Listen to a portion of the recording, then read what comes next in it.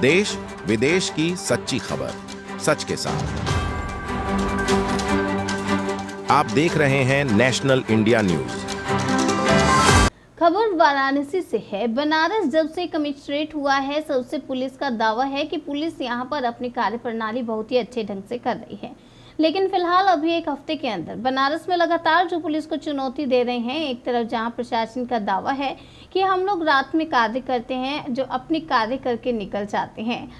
लंका क्षेत्र के अशोकपुरम कॉलोनी के रहने वाले हरिद्य प्रताप देव के घर 70 लाख रुपए के गहने और 1.5 लाख रुपए नगद चोरी हुए हैं।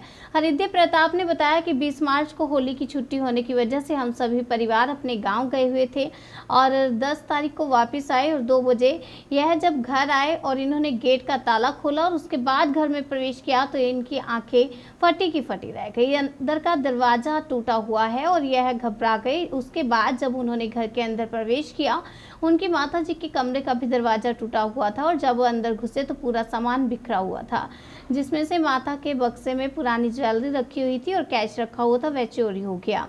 उसके बाद हरिद्य प्रताप देव अपने भाई के रूम में गए और वहां पर भी यह नजारा था। अभी 2 साल पहले ही हरिद्य प्रताप जो के भाई की शादी हुई थी और उन्हें गहने मिले थे, क्योंकि सारे के सारे चोरी हो गए। आपका भी रूम में चोरी हुई है और उसके बाद हरिद्य प्रताप देव अपने रूम में गए और उसमें भी चोरों ने ताला तोड़कर बहुत ही आराम से चोरी की हुई है।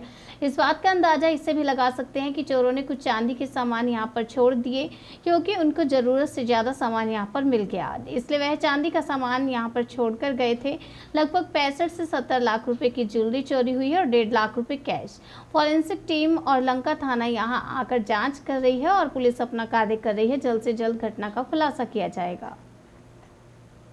जी, अपना परिचय बता दीजिए। मैं हृदय प्रताप देव यहीं अशोकपुरम बजरंग नगर वाराणसी का निवासी हूँ। क्या घटना घटित हुई है आपके साथ और कब हुई है? घटना घटित ये हुई कि 20 मार्च को बच्चों के एग्ज़ाम के बाद हम यहाँ से अपने पुश्तैनी गांव गए थे। पुश्तैनी गांव गए थे, वहाँ से फिर होली की छुट्टियाँ थी। होली की छुट्टियों के बाद आने का प्रोग्राम था, तो कुछ प्रोग्राम वश हम लोगों को आने में डिले हो गया। पूरा परिवार गया था वहीं पर। उसके बाद कल रात को हम लोग गाँव से आए, क्योंकि बच्चों के स्कूल शुरू हो गए थे।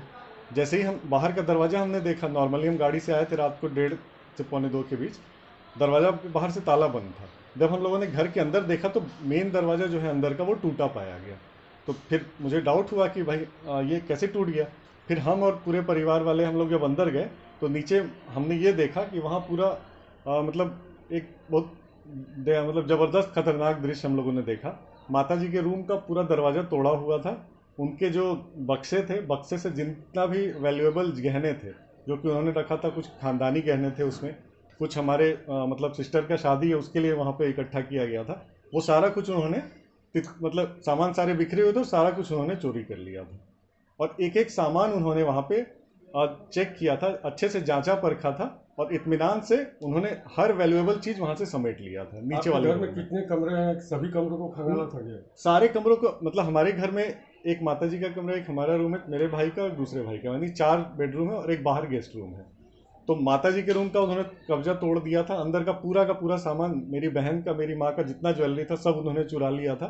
जो खानदानी कुछ ज्वेलरी थे वो भी चुरा लिया था उन्होंने, प्लस 1.5 लाख कैश था वो भी उन्होंने चुराया, यानी लाखों का वहाँ पे नुकसान हुआ। फिर ऊपर गए वो हमारे जो दूसरे भाई हैं, उनकी अभी 2 साल पहले शादी हुई थी, उनके शादी के पूरे गहने यहाँ पे आप देख सकते हैं। वो अलमारी खोल के उन्होंने विधिवत जितने भी उसके गहने थे, सारे हार और जो भी चूड़ी, जो भी चढ़ावा का चढ़ा था, ससुराल से मिला था, जो भी उनके मायके से मिला था, वो पूरा का पूरा उन्होंने चुरा लिया है। कितने के गहने यहाँ से गए होंगे आपके अप्रोक्सीमेट? एक अप्रोक्सीमेट अगर देखा जाए तो चूँकि पुराने गहने थे और कुछ अभी के भी चढ़ावे के भी गहने थे, तो वो मिला के लगभग 60 से 70 लाख के एस्टिमेट उसका बैठेगा आज के डेट में।